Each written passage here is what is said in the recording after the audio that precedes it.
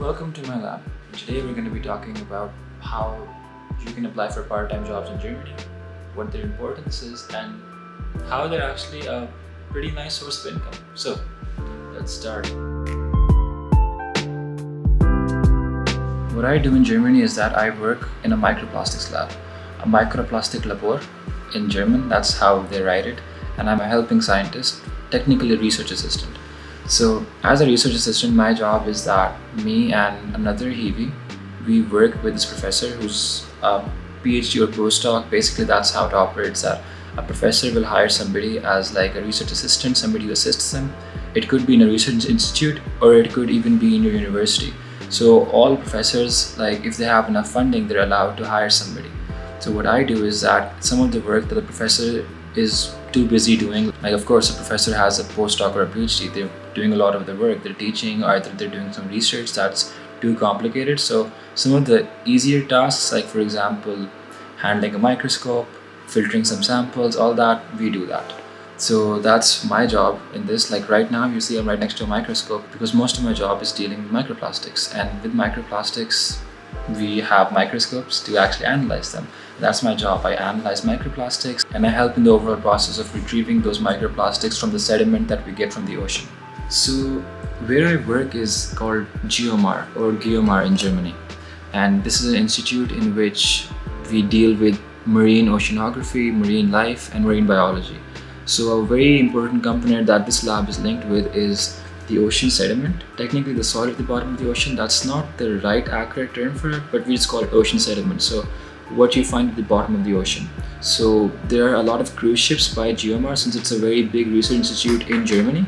So what they do is that they have these cruise ships that travel all across Europe and in the Baltic Sea, in the Pacific Ocean, the Atlantic Ocean, like places where they have these scientific cruises planned for collecting data.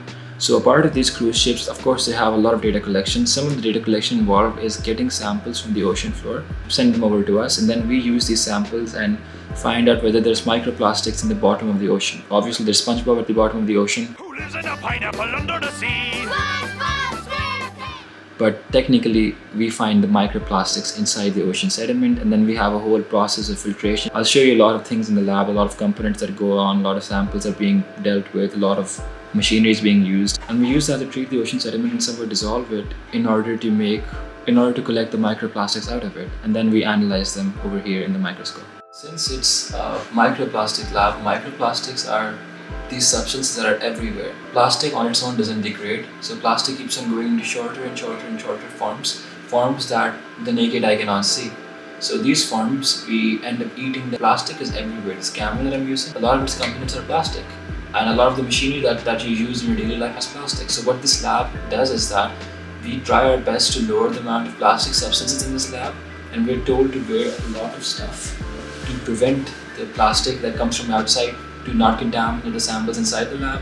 And we clean everything very thoroughly. We have a lot of wash bottles and everything that we use. We clean the lab ourselves to make sure that there is no contaminant from outside coming in. We have all these precautions, but still sometimes some things come through, and those microplastics from outside can contaminate the samples that we have from the ocean floor, and then we can have some false results. So we try to clean every single thing thoroughly and multiple times in order to prevent all this contamination from happening. So that's partly the job that I do.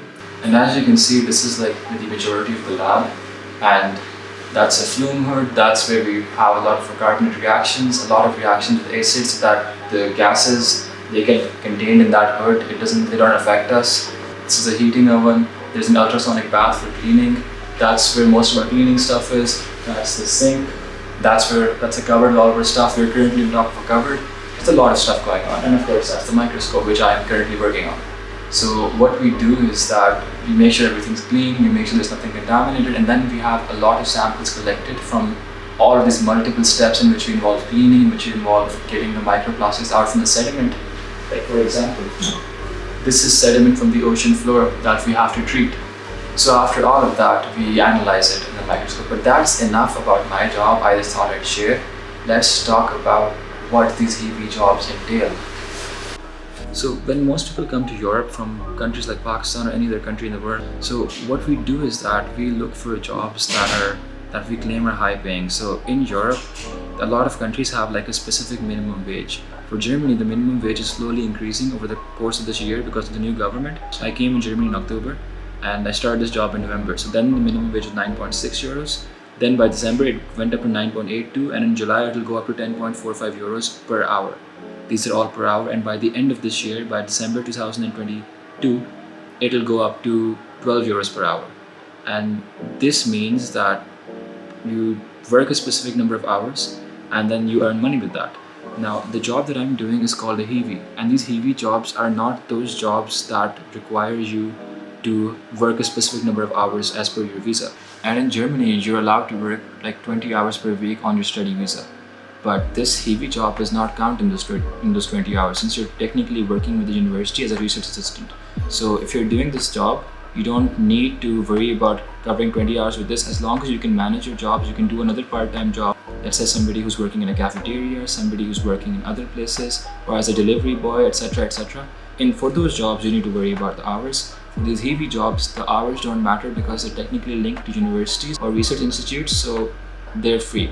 So you don't need to worry about your hours with these jobs, and that's why they're called mini jobs or HiWi jobs, and they're actually pretty nice because you learn a lot with them. For example, in my case, I'm working in a microplastic lab, and my entire degree was environmental engineering, and I'm currently studying sustainability.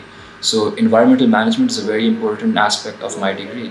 And when I'm working with microplastics and learning about them, being part of research about them, this can actually be very important for my CV. And this can actually look really good on my CV, that I've worked in a very big research institute that has its own cruise ships and worked with a very decorated professor on her research team. So that's actually something that can look really good on your CV. So if you're somebody who wants to improve his professional experience in Germany, then these HiWi jobs can actually be very nice for your resume. They look really nice because you're actually working in a research team or maybe with a professor, and it looks really good on your resume. So I'm working in a research institute, but you can also have a HiWi job with a professor in university. And like my job is doing a lot of scientific stuff, right? But your job can also be just like doing a bit of photocopying.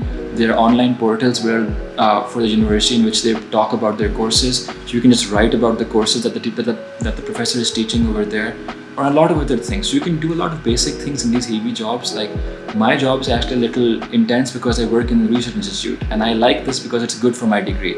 But maybe someone like you doesn't want to work in a scientific institute, but they can get a HiWi job as like somebody who just makes some photocopies for a professor or helps them conduct a class, or actually like when the professor is absent, you teach that class in their absence. Obviously, they'll select you on the basis of your qualities and your qualifications. They'll teach you. Because I didn't know most of this lab work. I just knew 50% from my bachelor's because I did engineering. But my boss here, she taught me everything alongside the other HiWis. So it's not a problem. All you have to show is your motivation, and you can get these jobs. And they're actually very nice in the sense that A, they're good for your professional experience, and B, they're not in your study visa hours. So you can even do another part-time job if you can manage your studies according to it. Now in Germany, there's a rule that you can earn a lot of money from any single job up to 450 euros. That's 90,000 Pakistani rupees. So you can earn money up to that, and that won't be taxed. And as long as you earn money above that, it will be taxed. So usually what these HiWi jobs do is that they make you work as many hours with the minimum wage so that it peaks at 450, so that you don't have to pay taxes. And then you can easily work in these jobs without worrying about taxes. So that's good. Even if you work like more than 40 hours in these jobs, it won't come on your visa application like you've worked more than you're legally allowed to. Because again, these are university jobs, they don't really matter that much. So in these HiWi jobs, of course, you're earning minimum wage, so you're not earning a lot of money. But if you're somebody coming from a country like Pakistan or India or maybe some places in Africa, then obviously this minimum wage is much more than you've ever earned. So I just work around 34.5 hours a month, which is around 8 hours a week. So 1 full day a week, 4 full days in a month, and I earn around 450 euros. Like that's around 90,000 rupees. So that's a lot of money for me, which comes in handy with my blocked account sum. So I merge them together, and then I can afford to travel across Europe and do everything. So it's actually really nice for me. And a lot of people can do that. So this is like the minimum that you earn in Europe. A lot of Europeans would not want to do this because they'd rather earn more. So they work in bars or cafeterias.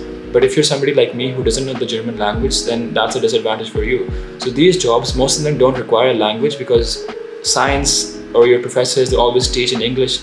If you're studying your master's, majority of your master programs are going to be in English.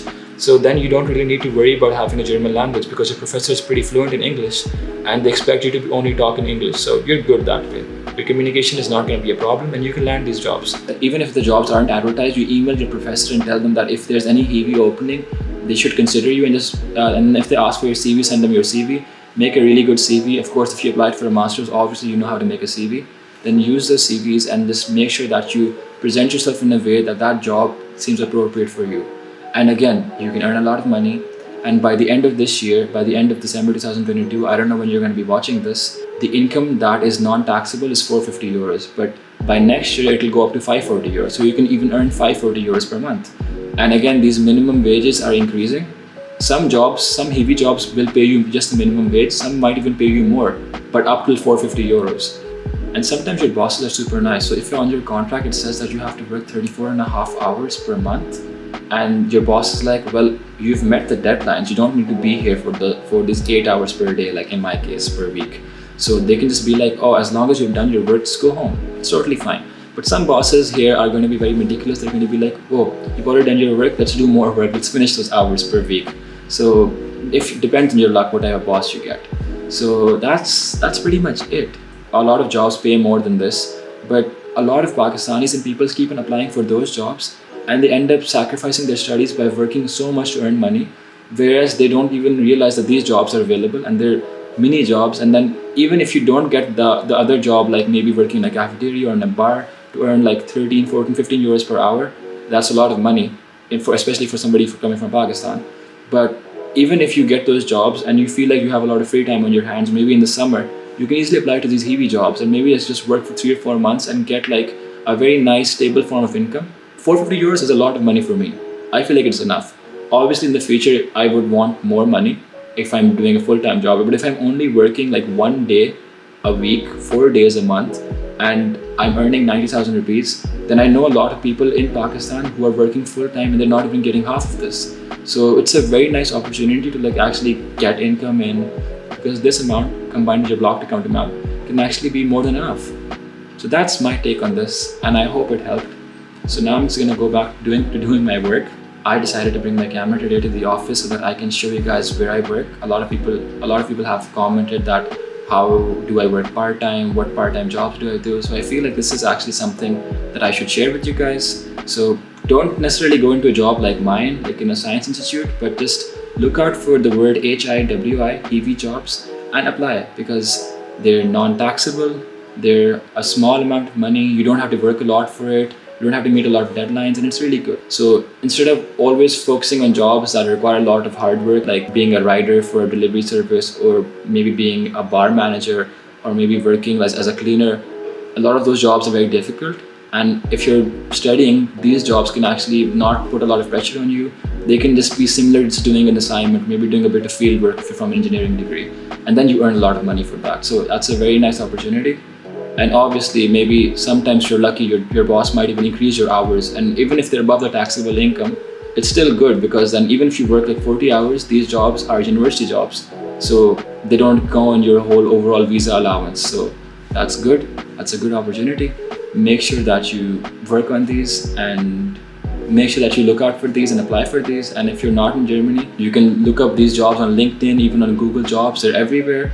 Even in your own university, find out if there are any available opportunities. A senior of mine advised me to look for a HiWi job and I got one and it's helped me a lot. So if you're like me and just want like a stable source of income but don't want to work as hard for it, then these are good jobs for you. They're ideal mini jobs and they're pretty handy. So that's pretty much it. I'm gonna go do my work. I hope you understood this. Like, share, subscribe. Bye bye.